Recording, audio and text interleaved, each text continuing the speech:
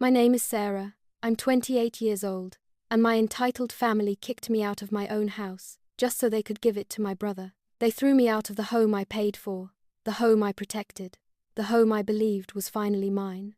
They thought I had no power left. They were wrong.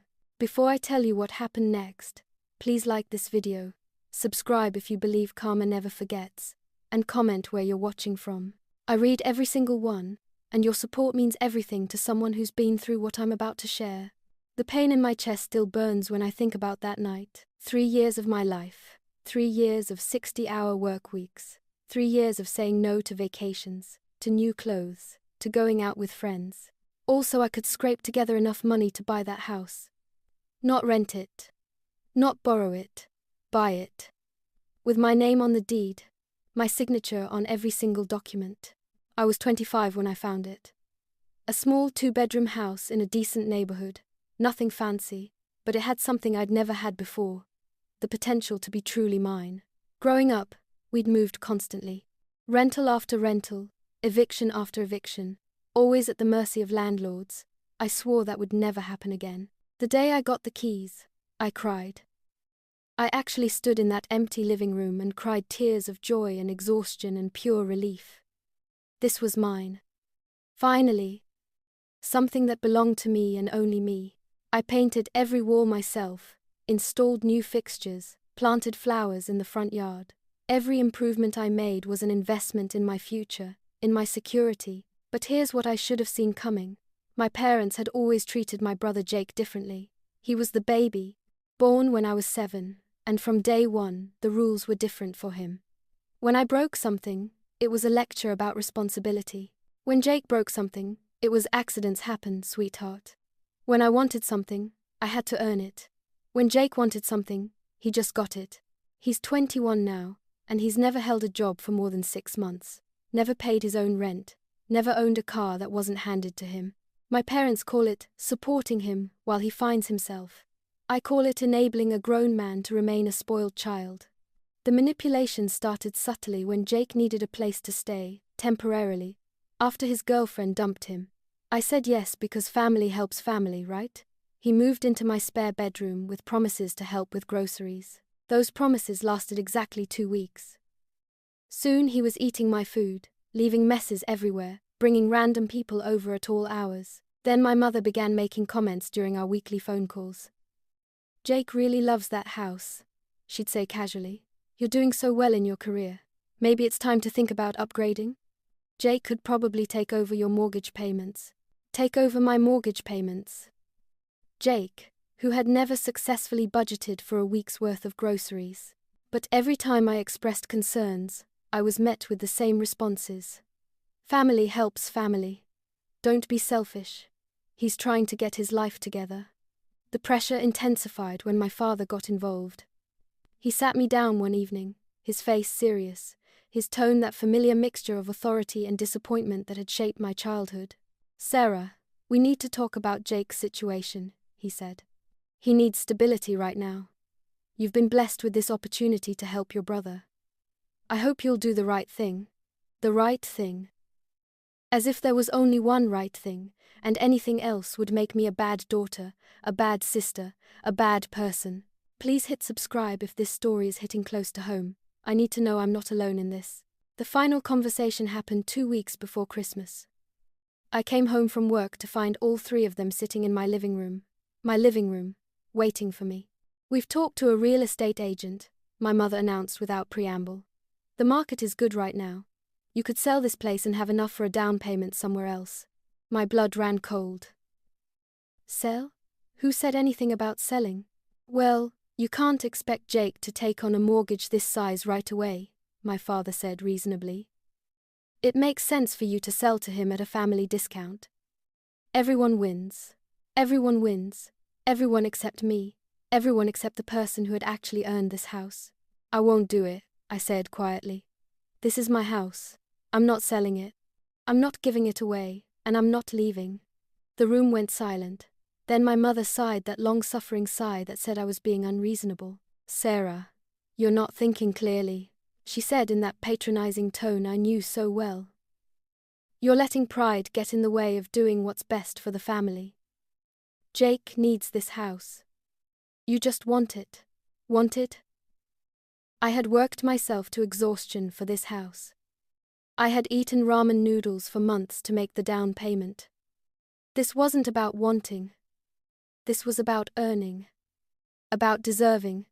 About having something to show for years of sacrifice. The eviction came on a Tuesday night in January. I came home to find the locks changed. Let me say that again because I still can't believe it happened. I came home from work to find that someone had changed the locks on my house. The house that I owned. The house with my name on the deed. I stood on my own front porch, key in hand, feeling like the world had tilted sideways. I called my mother, my hands shaking. "Oh good, you got our message," she said cheerfully. "What message? Why can't I get into my house?" "Sarah, we tried to do this the easy way. We tried to reason with you. Jake moved in this afternoon. His name is on the lease now." "Lease? What lease? I own this house." "Not anymore, honey. We spoke to a lawyer. Since Jake has been living there and contributing, and since you've been having financial difficulties, it was determined that Jake should take over responsibility for the property. Your things are packed by the garage." I felt like I was drowning. "You can't do this. This is my house. Please don't make this harder than it has to be. This is what's best for everyone." Everyone. Always everyone except me. I called the police. The officer was kind but firm. Without being able to prove immediate ownership, and Jake had shown them some kind of documentation, there was nothing they could do that night. I would have to go through legal channels. I slept in my car that night. In my car, in the driveway of my own house, while my brother slept in my bed. The next morning, I went to a lawyer, Sarah Martinez, estate and property law. Her consultation fee was $300 I couldn't afford, but I was desperate. "Miss Johnson," she said after reviewing my documents, "do you want this house back?" "Yes, of course I do." "Are you prepared for the possibility that getting it back might mean estrangement from your family?" I thought about sleeping in my car. I thought about 3 years of sacrifice being dismissed as selfishness. I thought about everyone assuming I would just accept whatever they decided was best for me. "Yes," I said, "I'm prepared." What Sarah explained changed everything. What my family had done wasn't just morally wrong, it was legally actionable. Changing locks on property you don't own constitutes illegal eviction. Claiming someone else has rights to property they don't have constitutes fraud. But here's what really changed the game. I had purchased my house through a family trust my grandmother had established. It was a complicated legal arrangement with specific protections in case anyone tried to challenge my rights to the property. My grandmother had been through her own family disputes over property. What this meant was that anyone who interfered with my legal ownership wasn't just committing civil infractions. They were potentially violating federal trust law. "Your family thought they were bullying you out of a house," Sarah said. "What they actually did was trigger a legal nuclear weapon." That night, alone in a cheap motel room, I filled out the paperwork: illegal eviction lawsuit, trespassing charges, fraud complaint, violation of trust law, demand for immediate restoration of property rights, demand for damages. The document I filed that night would end everything they thought they knew. Please subscribe if you believe in fighting for what's yours. Your support gives me strength. The papers were served at 9 a.m. on Thursday morning. Within an hour, my phone started ringing. "Sarah, what have you done?" My mother shrieked. "There's a man here with legal papers. You're suing your own family." "I'm not suing my family, Mom. I'm suing the people who illegally evicted me from my own house." "We didn't evict you. We just needed you to understand. You changed the locks on a house I own without my permission. You stole my house." "We did not steal anything. We're trying to help Jake." "Where am I supposed to live while I'm being supportive?" Silence. It hadn't occurred to her that her plan left me homeless. "You'll figure something out," she said finally. "You always do. You're the strong one." The strong one. Even after they had taken everything from me, I was supposed to be the strong one who could handle it. The court hearing was swift and brutal. Judge Patricia Morrison had a reputation for not tolerating family manipulation disguised as good intentions. "This court sees cases like this more often than you might imagine," she said, addressing my family directly. Parents who believe their adult children owe them unlimited sacrifice. People who use love as a weapon to justify theft. She looked directly at my parents. Your daughter worked for 3 years to buy that house. She earned what she has. You decided that her work meant nothing compared to your preference for how her property should be used. That is not love. That is exploitation.